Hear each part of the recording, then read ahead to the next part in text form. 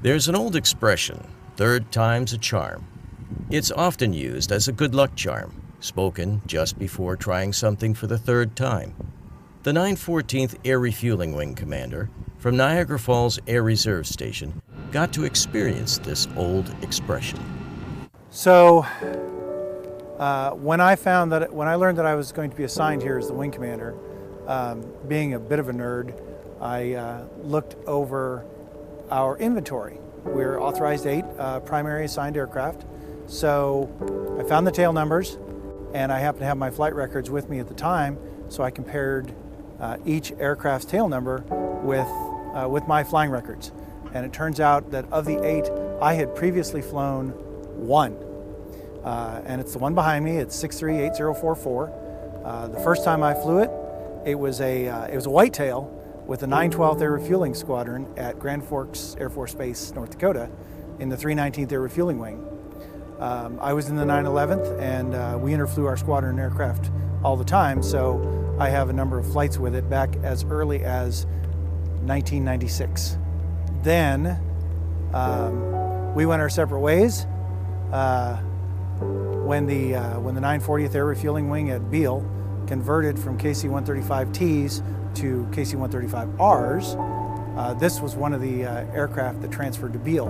So it turns out that in my last 8 sorties as an instructor pilot in California, 6 of them were on her. When it came to what aircraft would be used for the flagship of the unit, it was inevitable as to which tail number would be used. The tail code, or tail flash as it's sometimes referred as, are usually on the vertical stabilizer of U.S. military aircraft that help to identify the aircraft's unit and or base assignment, dating back to World War I. The 2-letter codes prominently displayed on the tails today represent the owning wing. The aircraft serial number is also usually marked on the tail in smaller numbers. The first 2 digits indicate the fiscal year in which the aircraft was ordered, and the last 4 digits of the serial number. An alternative design tail code was approved, and members of the 914th Maintenance Squadron got to work on prepping the tail for this new look.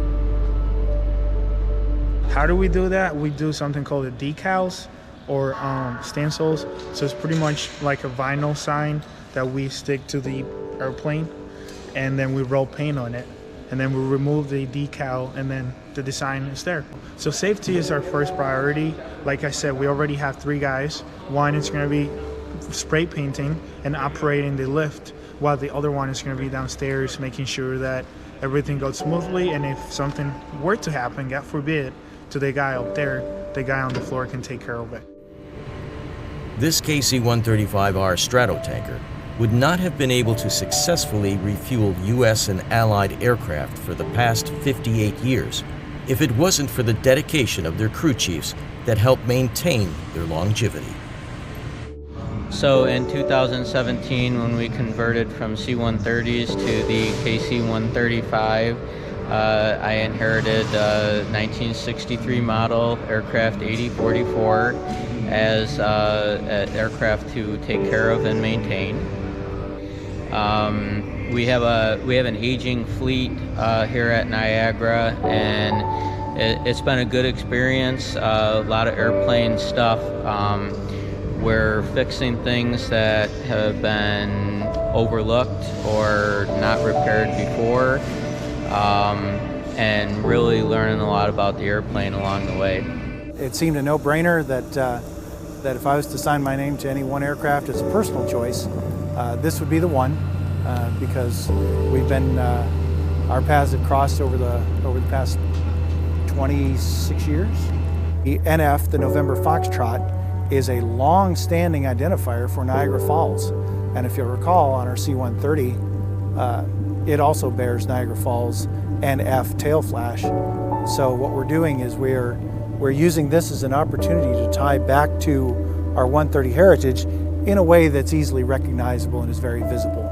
So yes, I have a personal reason for identifying 8044 as my airplane with my name on it, but I also think it's important that we have a representative of the wing that draws attention, and it will, this type of tail flash will show up on social media. Plane spotters will love it because the heritage piece that I already identified, and this will get our name out.